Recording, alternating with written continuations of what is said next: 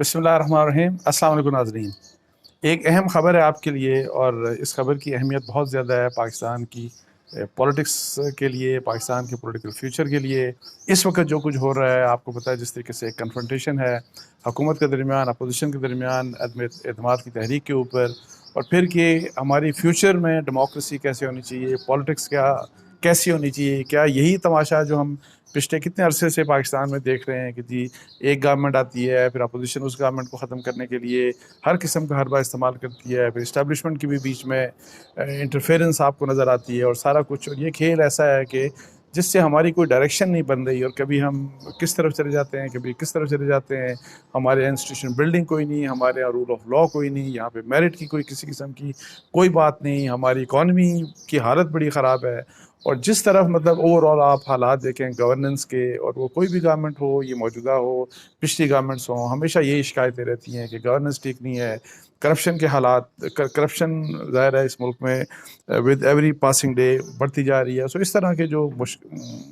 मुख्तलिफ हालात हैं, तो उसके ऊपर एक जो ख़बर वो ये है कि उस लिहाज से उसका रेलेवेंस मैं आपको बता दूंगा कि मेरी इत्तलात के मुताबिक मुझे एक हुकूमत के एक अहम ज़िम्मेदार ने इस्टेब्लिशमेंट के एक अहम रुकन के साथ रब्ता किया। और जिस शख्स ने हुकूमत के एक अहम ज़िम्मेदार की जो मैं बात कर रहा हूँ, वो इस किस्म का ज़िम्मेदार है कि जिनके जो जिस किस्म का ऑफिस वो होल्ड कर रहे हैं उसके लिए कॉन्स्टिट्यूशनल मतलब है कि ओथ की ज़रूरत होती है। सो ये कोई आम शख्स नहीं है, ये ज़ाहिर है कोई इम्पोर्टेंट शख्स होगा जिसका रब्ता हुआ इस्टेब्लिशमेंट के साथ। और आज के माहौल में आपको पता है कि जो भी हालात हैं, रब्ता करने का क्या मकसद था, उसका मैं आपको ये बताऊं कि जो मेरी उसी जो हुकूमती जो ज़िम्मेदार है उनसे बात हुई। स्ट्रिक्टली मतलब है कि इस लिहाज से इस कंडीशन पे बात हुई कि उनको कोर्ट नहीं किया जाएगा, उनका उनका नाम नहीं बताया जाएगा, उनका ओहदा नहीं बताया जाएगा। लेकिन दूसरी साइड के ऊपर ज़ाहिर है वो उन्होंने मुझे ये बताया कि वो उनका इस्टेब्लिशमेंट के जो है मिलिट्री हमारी इस्टेब्लिशमेंट जो है इसके एक अहम ज़िम्मेदार के साथ उनकी बातचीत हुई। और उस बातचीत में बेसिकली उन्होंने ये प्रपोज़ किया, इस्टेब्लिशमेंट को ये प्रपोज़ किया कि इस्टेब्लिशमेंट को अपना एक किरदार फैसिलिटेटर का और गारंटर का रोल अदा करना चाहिए। और उसके लिए वो ये नहीं कह रहे, मतलब है जो रब्ता करने वाले जो ज़िम्मेदार थे, हुकूमती ज़िम्मेदार, उन्होंने ये नहीं कहा कि जी आप इंटरफेयर करें, जैसे कि माजी में हमारी इस्टेब्लिशमेंट बार बार पॉलिटिक्स में इंटरफेयर करती रही, किसी एक पार्टी की फेवर में, किसी दूसरी पार्टी के को निकालने के लिए, सियासी पार्टियां बनाने बिगाड़ने के लिए, या इस तरह के जो हालात हुकूमतों को बनाने के लिए, उनको कमज़ोर करने के लिए, उनको गिराने के लिए। और ज़ाहिर है अनफॉर्चुनेटली इसमें हमारे अगर पॉलिटिकल पार्टीज़ का बहुत किरदार रहा तो इस्टेब्लिशमेंट का भी इसमें बहुत बड़ा किरदार रहा। अच्छा, इसके ऊपर वो ये मुझे कहते हैं कि उन्होंने ये तजवीज़ दी कि इस्टेब्लिशमेंट को ये चाहिए कि जो इस किस्म के हालात हैं और जिस तरह से ये हालात हमारे आगे जा रहे हैं अभी, और ख़ास तौर पे जो नो ट्रस्ट की मूव भी आ गई, और इसमें आपको पता है कि जलसों का भी मतलब कि ऐलान कर दिया। एक तरफ हुकूमत ने ऐलान कर दिया 27 मार्च को उनका जलसा होगा, और कहते हैं कि जी 1 मिलियन 10 लाख लोग प्राइम मिनिस्टर कहते हैं कि हम लेके आएंगे। और फिर उसी जलसे में कि जी उन्होंने ये भी कहा कि जी वो जो जो 10 लाख लोग होंगे, उन्हीं 10 लाख लोगों में से जो अपोजिशन के एमएनएज़ हैं, जो लोग हैं, उनको आना पड़ेगा, गुजर के जाके वो वोटिंग के लिए जाएंगे, और फिर अगेंस्ट प्राइम मिनिस्टर उनकी नो कॉन्फिडेंस में पार्टिसिपेट करके वोट डाल के वज़ीर आज़म के ख़िलाफ़, तो उसी मतलब है कि मजमे से बाहर आएंगे। इस किस्म की बात भी ज़ाहिर वो कर रहे हैं हुकूमत के लोग। अच्छा, दूसरी तरफ ये है कि अपोजिशन ने भी इनिशियली उन्होंने 23 मार्च का कहा, फिर बाद में 25 मार्च का कह दिया कि जी लॉन्ग मार्च जो है पीडीएम का, और वो 25 मार्च को होगा। वो भी कहते हैं कि हमारे लाखों लोग उस दिन भी आएंगे, और फिर जिस वक्त वो नो कॉन्फिडेंस के लिए अपोजिशन के लोग आएंगे तो उस वक्त भी आएंगे। ऑलरेडी आपको पता है कि हमारी पाकिस्तान की पॉलिटिक्स में इस तरह के हालात हैं कि दुश्मनी वाले हालात हैं। मैं आपको बता दूं, अनफॉर्चुनेटली दुश्मनी वाले हालात पैदा हो चुके हैं, एक दूसरे के खिलाफ बिल्कुल देखने के वो रवादार नहीं, मतलब देखना नहीं चाहते, शक्ल नहीं देखना चाहते, एक दूसरे के अगेंस्ट जहर उगला जाता है। हुकूमत को देख लें, अपोजिशन को देख लें, तो जिस किस्म की ये पॉलिटिक्स है, और ये पॉलिटिक्स सिर्फ बड़े सियासी रहनुमाओं के दरमियान नहीं, बल्कि इसका एक ट्रिकल डाउन इफ़ेक्ट है कि आम लोग भी जो हैं एक ही घर में, अगर फ़र्ज़ करें कि एक ही घर में एक शख्स का ताल्लुक पीटीआई से है, दूसरे का पीएमएल-एन से या पाकिस्तान पीपल्स पार्टी से, तो आपस में वो वहाँ पे वो उनके दरमियान उस किस्म की जैसे एक होना चाहिए कि एक दूसरे के लिए बर्दाश्त, एक दूसरे के लिए एक दूसरे का व्यू सुनने का हौसला होना चाहिए, इस किस्म की कोई बात आपको नज़र नहीं आती। अच्छा, तो ये जो चीज़ है, ये जो हुकूमती ज़िम्मेदार हैं, इन्होंने इस्टेब्लिशमेंट को ये बात बताई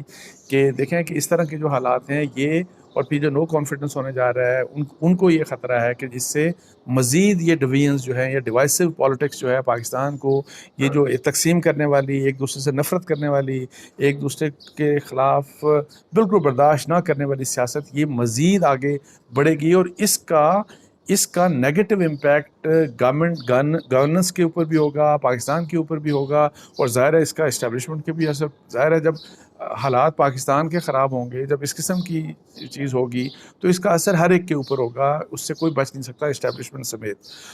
अच्छा, उन्होंने ये कहा कि जी, उनको ये तजवीज़ दी कि इस्टेब्लिशमेंट को चाहिए कि जी अपने माजी में मतलब है कि जो उनका जो किरदार एक पार्टीज़न किरदार था कि किसी एक पार्टी के हक़ में, किसी एक पार्टी के ख़िलाफ़, बजाय इसके कि उस किरदार को दोहराएं, उन्होंने ये कहा कि जी आपको ये चाहिए कि आप इंटरवीन करें इन द सेंस, इस लिहाज से कि आप हुकूमत और अपोजिशन को मतलब है कि खुले तरीके से, ओपन तरीके से आप उनको फैसिलिटेट करें कि आपस में मिल बैठ के तो पहले तो इस नो ट्रस्ट के बारे में फ़ैसला कर लें कि ये नो ट्रस्ट फ़र्ज़ करें वापस ले लिया जाता है एमिकेबली, आपस में मतलब इनको एंगेज करें, इनको नेगोशिएट करवाएं, आपस में बातचीत करवाएं कि जी इस मसले का एमिकेबल हल निकालें, और उस जो भी हल निकले उसकी गारंटी फिर जो है ना, गारंटर जो होंगे वो इस्टेब्लिशमेंट होगी, फ़ौज होगी पाकिस्तान की। और उसमें वो क्या उन्होंने कहा कि जी आप अगर अदम एतमाद की फ़र्ज़ करें तहरीक आप वापस ले लेते हैं, तो उसमें उसके जवाब में आप ये एश्योरेंस दे दें अपोजिशन को कि हम आइंदा 3-4-5 महीनों में, फ़र्ज़ करें 5 महीनों में हम इलेक्शन करवा देंगे, मतलब नए इलेक्शन जो हैं 2023 की बजाय वो 2022 के से अगस्त में हो सकते हैं, सितंबर में हो सकते हैं, यानी इस तरह से आप इलेक्शन करवा दें। और मेरा ये ख्याल है कि ये इलेक्शन अगर होते हैं इस तरह, तो वो नवंबर से पहले हो जाएं, ताकि जो भी नई गवर्नमेंट आए वो अपॉइंट करे नया आर्मी चीफ। तो उसके लिहाज से ये है कि जी कि जी आप इलेक्शन करवा दें, सितंबर या अक्टूबर के स्टार्ट में आप इलेक्शन करवा दें। अच्छा, एक तो उन्होंने कहा कि जी इस तरह का कर दें कि जी नो ट्रस्ट जो है वो वापस हो जाए। इसके जवाब में एक तो इलेक्शन जल्दी करवा दें, जो कि ज़ाहिर अपोजिशन चाहती है, और उस दौरान ये जो 3-4-5 महीनों का पीरियड होगा, इस दौरान आप जो है वो पार्लियामेंट को और पॉलिटिकल पार्टीज़ को इस बात के ऊपर उनका कंसेंसस करवाएं कि उन्होंने कुछ फ्यूचर रोड मैप जो है, पॉलिटिकल रोड मैप जो है, जो इंस्टीट्यूशन जो पाकिस्तान के लिए जो बड़ा क्रिटिकली इम्पोर्टेंट है कि जी उसके ऊपर काम किया जाए। और वो ये क्या है, किस किस्म का कंसेंसस, फ़र्ज़ करें मईशत के ऊपर कि जी जो चार्टर ऑफ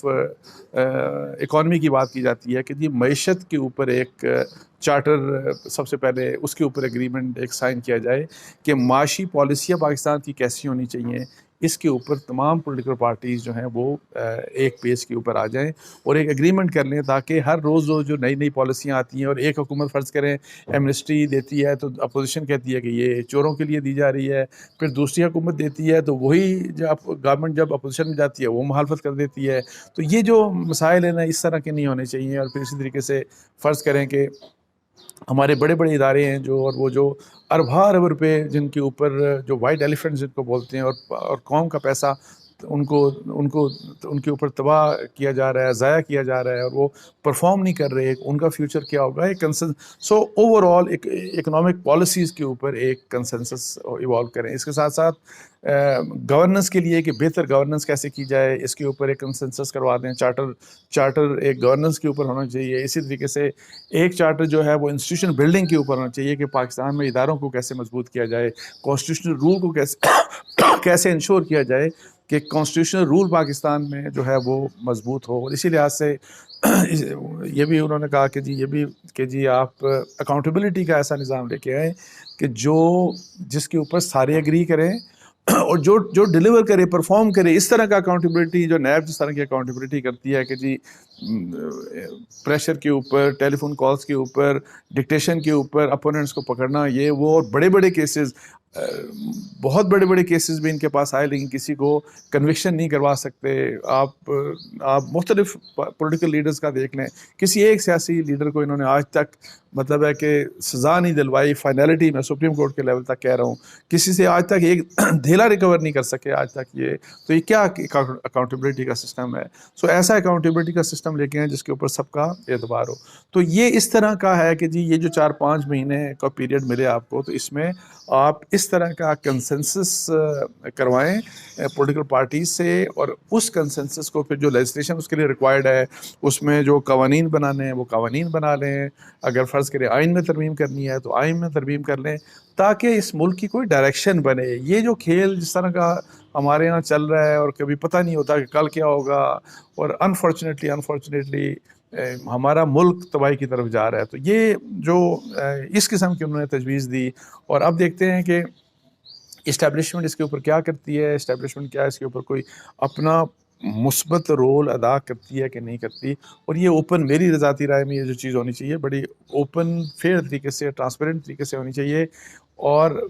मकसद वही बात है कि जी आप पॉलिटिकल लीडर्स को वो जिस भी शेड से ताल्लुक़ रखते हैं, हुकूमत से या अपोजिशन से, उनको आप साथ बिठा के तो इन इश्यूज़ के ऊपर कंसेंसस करवा कर, फिर ताकि हम एक वे फॉरवर्ड हम आगे की तरफ जाएं। कल फ़र्ज़ करें इस तरह शहबाज शरीफ साहब कह रहे थे कि नेशनल गवर्नमेंट हम बनाएंगे और उसमें माइनस पीटीआई होगी। अब मुझे बताएं कि नेशनल गवर्नमेंट हो, माइनस पीटीआई होगी, जब पीटीआई नहीं शामिल होगी तो उस क्या पॉलिसीज़ बनेंगी? फिर वही वाला, जिस तरह हमेशा माजी में जो गलतियाँ हुई, माजी में जिस तरह अभी इमरान खान साहब अपोजिशन वालों से बात करना पसंद नहीं करते, तो क्या है ये तो मजाक है इस मुल्क के साथ। तो ये जो चीज़ है ये ख़त्म होनी चाहिए, और इसके लिए जो वैसे जो हुकूमती जो ज़िम्मेदार हैं और जो